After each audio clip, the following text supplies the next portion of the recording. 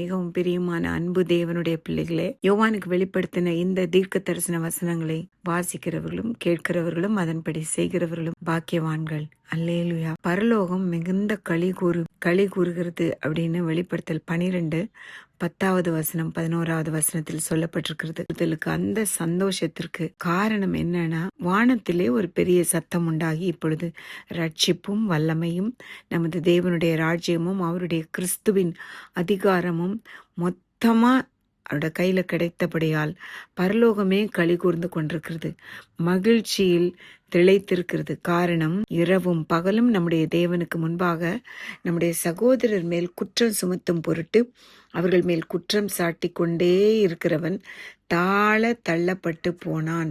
அல்லேலூயா. அதனால பரலோகமே மிகுந்த சந்தோஷத்தில் களி கூர்ந்து கொண்டு இருக்கிறது. எப்பொழுதும் குற்றம் சாட்டுகிறவன் மட்டுமல்ல, நம்முடைய எதிரியான பிசாசானவன் எல்லாருக்கும் எதிரி. The Bible tells us clearly, if you know how the enemy works, you won't fall for his traps. 2 Corinthians 2:11. சாத்தானால் நாம் மோசம் போகாதபடிக்கு அவனுடைய தந்திரங்களை நாம் அறிந்தவர்களாய் இருக்கவில்லை.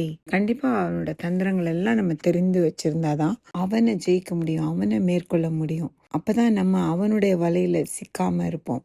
எவனை விடுங்களாமோ என்று வகை தேடி சுற்றி திரிகிறான். நமக்கும் தேவனுக்கும் எதிராக நின்று அவதூறு சொல்பவன், பழி சொல்பவன், தேவனையும் நம்மையும் குற்றப்படுத்துகிறவன், பயனற்றவன், ஒரு மிகவும் கெட்டவன், ஈக்களின் அதிபதி.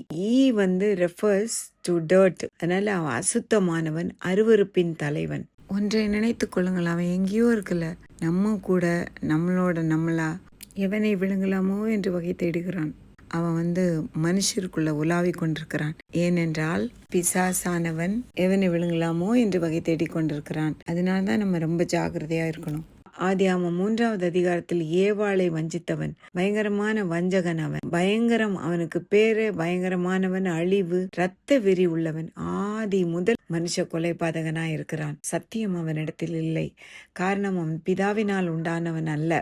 நாம் யாரால் உண்டாக்கப்பட்டிருக்கிறோம்? பிதாவினாலா? இந்த உலகத்தின் அதிபதியாகிய பொல்லாத வலு சர்ப்பம், எல்லா பொய்யுக்கும் ஆரம்பமானவன், பொய்யுக்கு பிதாவுமாய் இருக்கு. அவன் திருடவும் கொல்லவும் அழிக்கவுமே வருகிறான். அன்பான கர்த்தருடைய பிள்ளைகளே, இந்த உலக சிஸ்டம் முழுவதையும் அவன் ஆளுகிறவன், காற்றிலே வேலை செய்கிறவன், பிசாசின் படை தலைவன், கடல் வலு சர்ப்பம், கோணலான சர்ப்பம், அழிக்கிறவன், பாதாளத்தின் தூதன். இவனை எப்படி ஜெயிக்கலாம் என்றால், இயேசு கிறிஸ்துவின் இரத்தத்தினாலும் நம்முடைய சாட்சி உள்ள வசனத்தினாலும் நாம் அவளை ஜெயிக்கலாம். We also can overcome by the blood of the Lamb and by the word of their